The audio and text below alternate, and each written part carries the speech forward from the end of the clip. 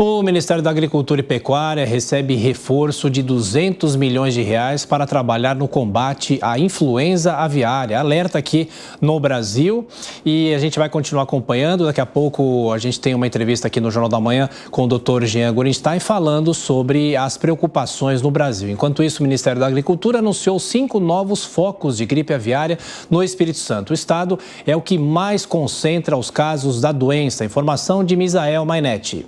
O número de focos de gripe aviária no Brasil, subtipo H5N1, aumentou de 25 para 30. Os dados são do Ministério da Agricultura. Todas são em aves silvestres. Os 5 novos focos foram confirmados no Espírito Santo, que agora tem 20 casos da doença. Por causa disso, o governo do Espírito Santo proibiu, por tempo indeterminado, que os turistas tenham acesso a 8 ilhas que ficam localizadas em Setiba, Guarapari, na região metropolitana de Vitória. Agora são 13 ilhas turísticas com acesso proibido de visitantes por causa da gripe aviária no estado. No Brasil, até agora, não tem foco da chamada gripe aviária em aves de granja, que são aquelas usadas diretamente no nosso consumo. De acordo com a OMS, não existe registro de contaminação por gripe aviária no frango ou nos ovos devidamente preparados. Vale lembrar que a gripe aviária é uma doença causada por um vírus que ataca principalmente as aves, podendo afetar humanos também e podendo passar de humano para humano. E os sintomas são muito comuns aos da gripe: tosse, febre, dor de garganta, dor muscular, dor de cabeça e falta de ar. Gripe aviária, então, com sintomas muito comuns ao da gripe causada pelo vírus influenza.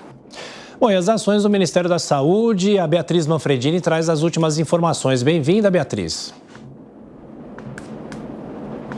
Oi, Tiago. Bom dia para você também, para a Adriana, para todos que nos ouvem e nos assistem aqui no Jornal da Manhã. Então, ainda falando sobre a gripe aviária, o governo federal liberou um crédito extraordinário aí na casa dos R$ 200 milhões, justamente para intensificar as ações de cuidado, né, com essa doença. Com essa liberação de crédito que foi publicada no Diário Oficial da União e assinada tanto pelo presidente Lula quanto pela ministra do Planejamento e Orçamento, Simone Tebet, o que pretende o governo federal, por meio do Ministério da Agricultura e Pecuária, é intensificar as ações de identificação, também de testagem e de prevenção à gripe aviária. De acordo com o último boletim do Ministério da Agricultura e também do Ministério da Saúde, que cuidam dessa questão, nós temos atualmente 30 casos de gripe aviária aqui no Brasil, espalhados em 5 estados. Até agora, a gripe aviária foi encontrada apenas em aves silvestres